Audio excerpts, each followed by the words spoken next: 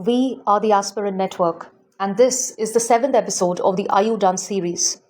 Today we'll be covering the sects of Buddhism and the evolution of Buddhist philosophy. The agenda of the series is simple and straightforward.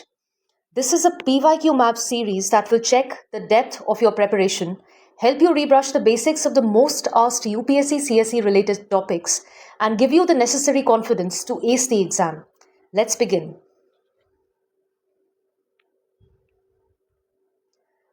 The most fundamental question we should ask ourselves when studying Buddhism is, how did the sects of Buddhism evolve and how do they differ from one another? We begin with the Theravada tradition, the basic idea of which is that the Theravadads were analytical in nature. They focus on one big question: what is real in this world? So they question the reality of this world, realism. Sarvastivada, on the other hand, gave the first big idea. They asked a very bold question and answered it by saying, everything exists. The past, the present, and the future. They said that reality is made up of small units,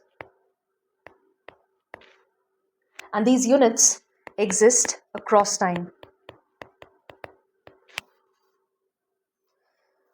Sautrantika tradition said that no, only the present moment is real, and that we should not assume too much.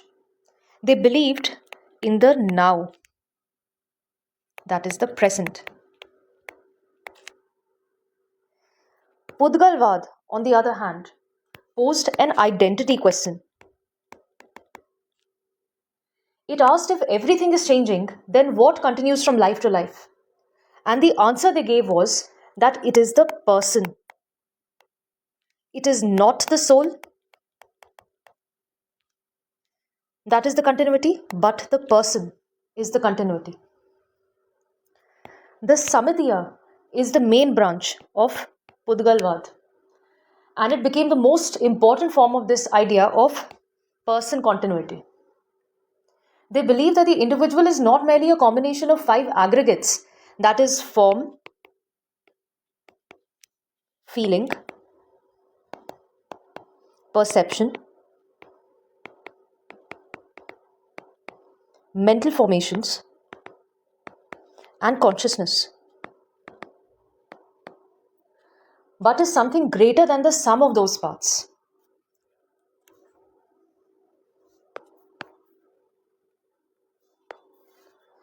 Dharmaguptaka had a disciplinarian focus.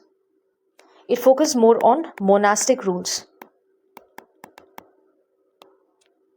In a sense then, and in simple terms, Theravada schools are trying to solve the questions of what is real, what changes,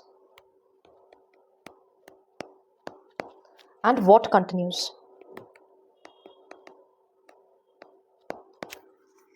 This has been a PYQ, this has been a PYQ, PYQ, PYQ. And hence, you must be clear with the rest of these as well. Before we move forward though, there is an important clarification about Hinayana Buddhism that needs to be made. Hinayana is not a name of any historical Buddhist school. It is a label. It is a later label used by Mahayana texts and refers broadly to early Buddhist traditions. So in that sense, all of these are a part of the Hinayana tradition. We now move on to the Mahasanghika lineage.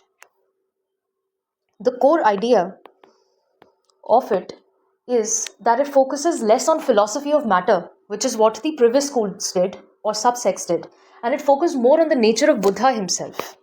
This was Buddha-centric in its orientation.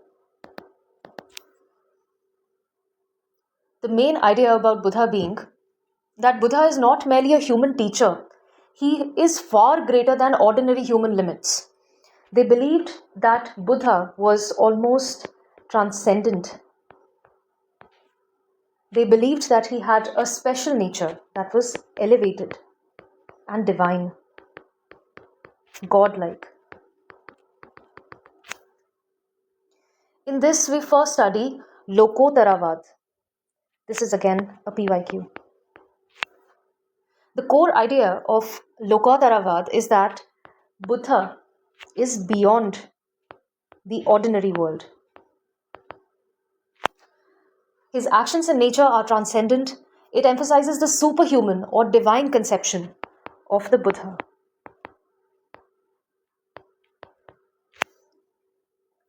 We next move on to Ekavyavaharika, which is the unity doctrine.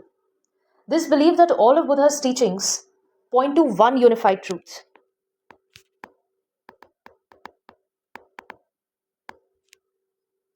There is no fragmentation of doctrine, and everything in Buddha's teaching is one consistent message. It talked about the unity of doctrine, interpretation within the early Buddhism. We next have something called Kukkutiya. This is a more conservative or less philosophically developed strand. Conservative. It preserved older monastic interpretations and less emphasis was given on abstract philosophy. This is often considered a minor traditionist group. Later Buddhist developments had the development of Mahayana, Vajrayana, and Navayana. The core idea of Mahayana Buddhism is that Buddhism becomes a path for all beings, not just monks, for seeking liberation from the cycle of samsara. You must watch episode 6 of this series, which also extensively covered Buddhism, in order to make sense of this particular lecture. Mahayana focused on compassion, universal compassion, the ideal figure for which was the Bodhisattva. And reality was to be understood as deeper than surface appearance. Vajrayana is also known as the Tantric path. The core idea was that enlightenment can be accelerated using advanced techniques. Vajrayana is also called the diamond vehicle and the thunderbolt vehicle. These advanced techniques included rituals, symbols, mantras, and meditation methods. It was based and is based on the Guru-centered tradition, and it developed within the fold of the Mahayana framework. Navayana is also referred to as social justice Buddhism. It was a modern reinterpretation of Buddhism for social equality and social justice as given by Dr. B.R. Ambedkar. It rejects caste hierarchy and it believes in the ethical and political reinterpretation of Buddhism.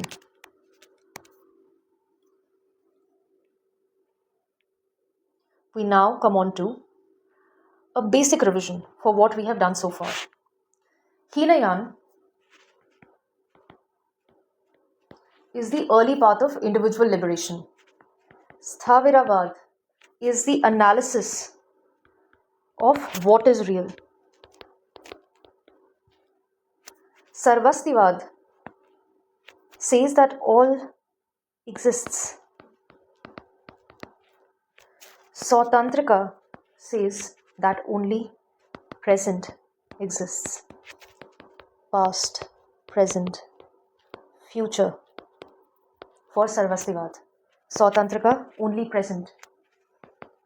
Pudgalavada talks about continuity of person, not soul. Samitya is again within the fold of Pudgalavada and is a person theory that is systemized.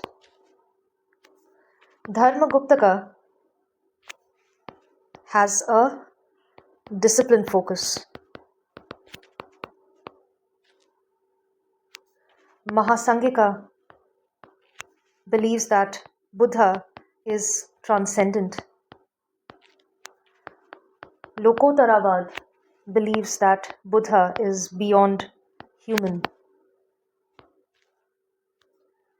Ekavyavaharika believes in one unified truth, no fragmentation of doctrine.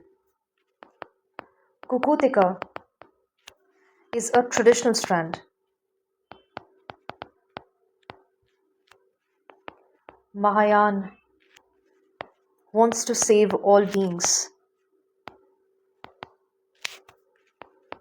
Vajrayana is intent on fast-tracking enlightenment.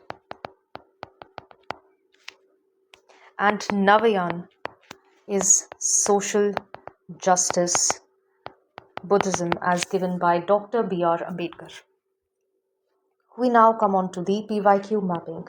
In 2016, we were asked, with reference to the religious history of India, consider the following statements. The concept of Bodhisattva is central to Hinayana sect of Buddhism. This is incorrect. It is central to Mahayana Buddhism. Bodhisattva is a compassionate one on his way to enlightenment. Yes. Believes in universal compassion.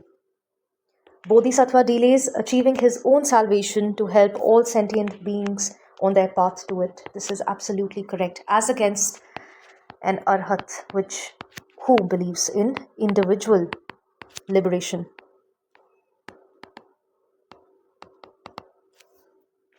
Two and three happen to be the correct answers. In 2017, we were asked, with reference to the religious history of India, consider the following statement. Sautrantika and Samitya are sects of Jainism? No, they are sects of Buddhism. And within Buddhism, they are sects of early Buddhism. This is incorrect.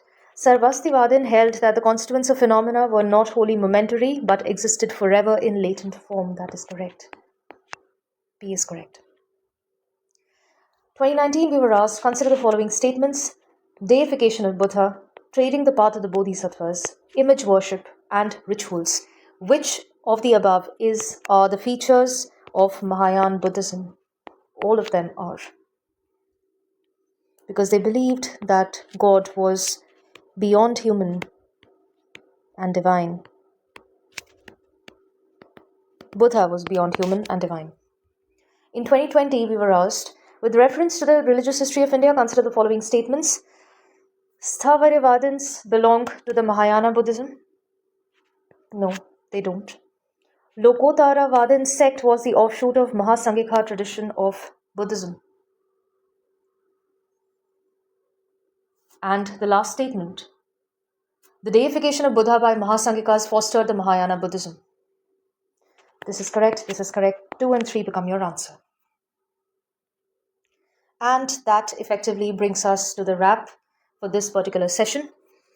I'll see you in the next episode of the Are You Done series. Until then, keep revising, keep questioning.